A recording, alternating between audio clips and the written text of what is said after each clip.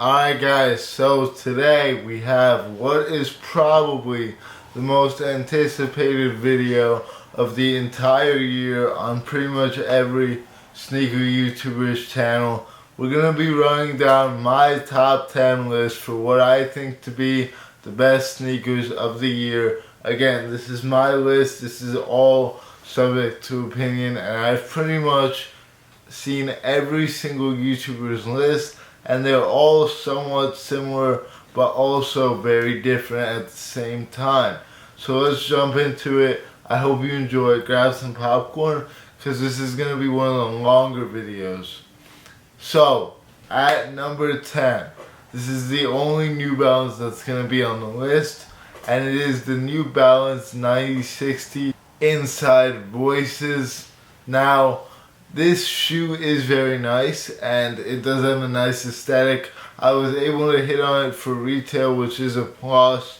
I sold them immediately because I wasn't really into New Balance at that point, but I've since looked back and realized that it's actually a very nice shoe. Personally, I think that the outside clothes from last year were the overall better collab coming out of Joe Freshgoods and New Balance, but I put this one on the list just as a representation of how much good New Balance has been doing lately and how much good the Joe Freshgoods collaboration has been doing for the brand. And I think overall Joe Freshgoods killed it this year. They were the collaborative star of the show when it came to New Balances, and yeah, I really like the shoe.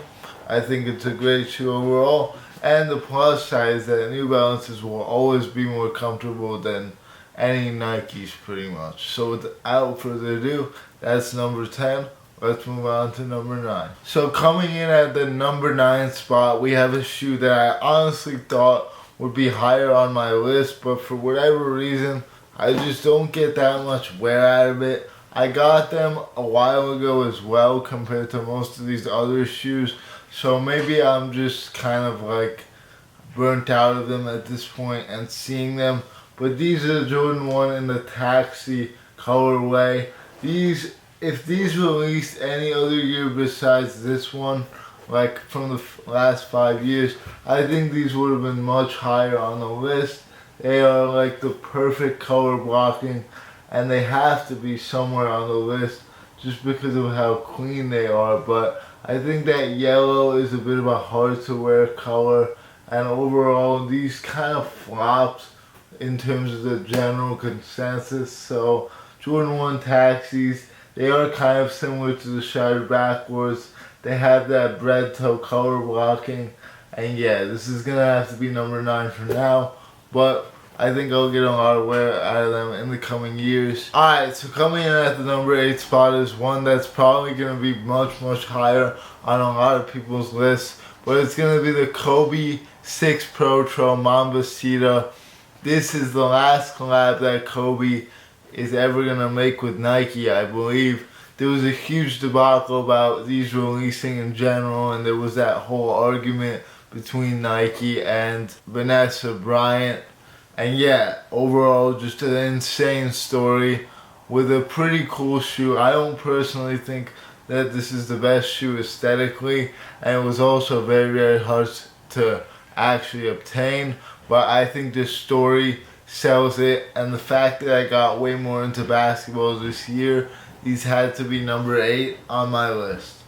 Coming in at number 7 is a shoe that honestly in the beginning I wasn't even feeling it in the slightest, but once I finally laid my eyes on it and copped it for retail, I was pretty impressed.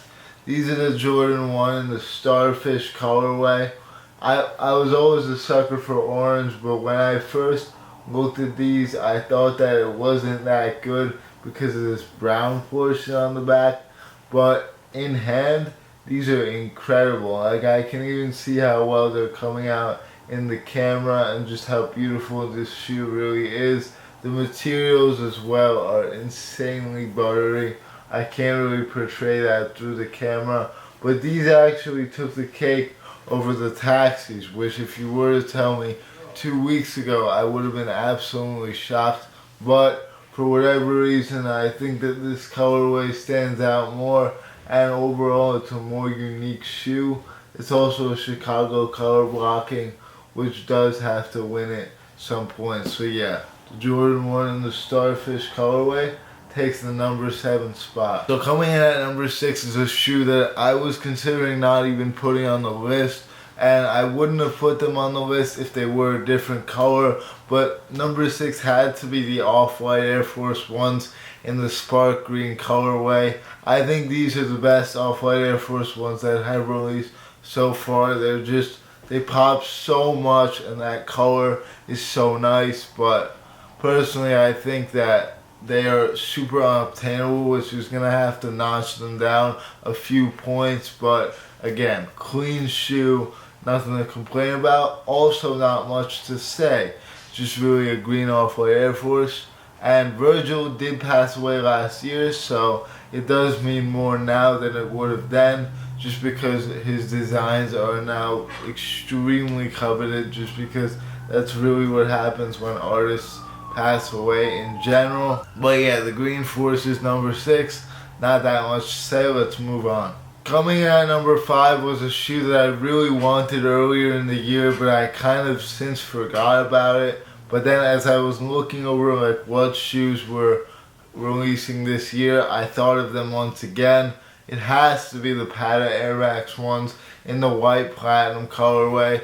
I think this is probably the cleanest shoe that released this year, just in terms of being able to pull off an all white color with that much pizzazz. I think it's just really impressive. And overall, I think it's the best Pata Air Max. I think it's better than the Aquas and the Monarchs, which is probably a hot take, but I think that it's probably also one of the most underrated ones out of the list, because no one is talking about this shoe.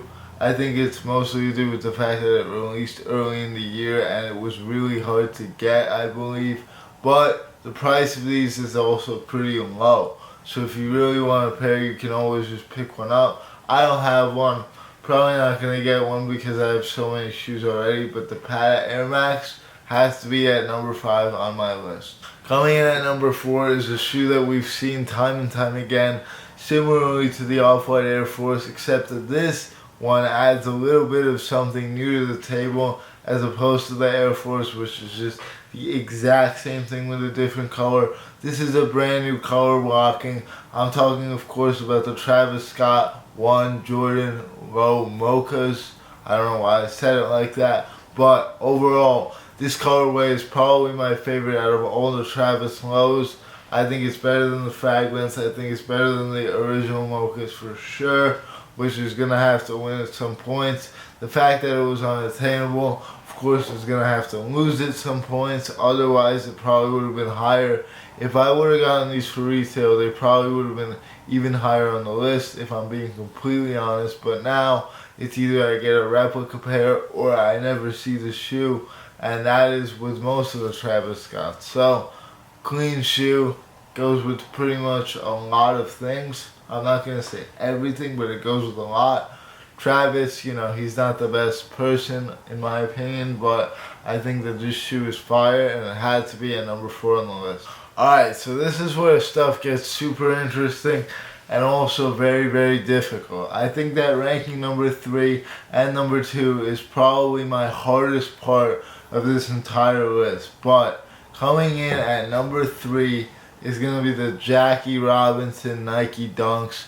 I was originally not really even thinking about this shoe, but again, it crept up on me that these did drop this year. It felt like last year, but I guess it was this year. I think this is actually the most underrated shoe on this list, just because it's literally probably the best dunk that released in a while, in my opinion. I think it's better than the Orange Lobster SBs, which are not even on my list. I think it's better than the Dodger SBs by far, not even close.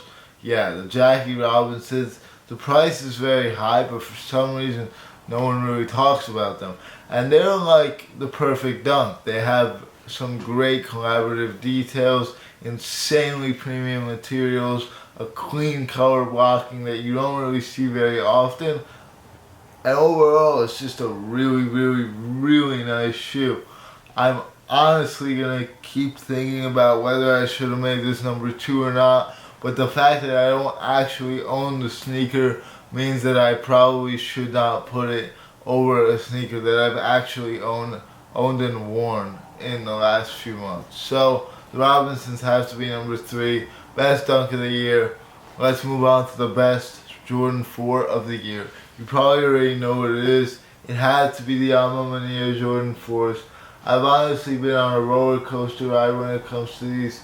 In the beginning, I wasn't really feeling them, and then I fell in love with them once I got them, but then I realized that they're actually extremely uncomfortable, which is to be expected from Jordan 4s, mostly because of this interior liner, which you can see, and also the fact that they just fit really tight.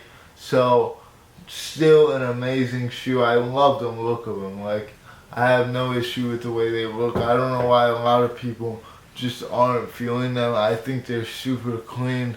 I do understand that they are all one color, which I did mention in the review, but it had to be number 2 just because of how easy they were to cop for retail. That alone sells it for me. It's got to be number 2 on the list. I think I'll get a lot of wear out of them in the future if I can find a way to wear them more comfortably. And yeah, I mean, it's got to be number 2. There's really no two ways about it.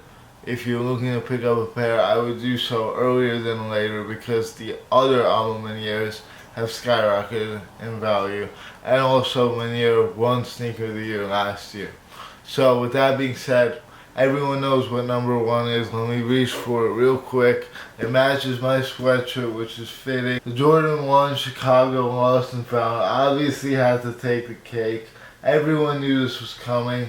I honestly am not surprised in the slightest. This is the original Jordan 1 and pretty much the shoe that started it all in terms of chronological order, in terms of the legacy of Michael Jordan and how he created this incredible Jordan brand. It's gotta be the Jordan 1 Chicago Lost and Found. I love the details on these. A lot of people wish these were just a regular Chicago. I disagree. I think they're perfect just the way they are. And yeah, I think cleanest Jordan 1 of the year and the top shoe of the year. Also, the fact that I got them for retail obviously sweetens the deal. But overall, I just think that even if I didn't get them for retail, they would have won because they're the Chicago Jordan 1s. Like, I can't realistically put the Maniers over this when I know for a fact that these will never leave my collection. Whereas the Maniers, I would be willing to sell them for the right price. That pretty much sells it for me. And these obviously have to be number 1. So, with that being said, I'm just so hyped to own this shoe as well, which also tells me that they are number 1 on the list. And yeah, that's pretty much it for the video. Thank you so much for watching. Take care, and I'll see you all in the next one. 2023 is going to be a huge year for us. Thank you for all the support, and I love you all.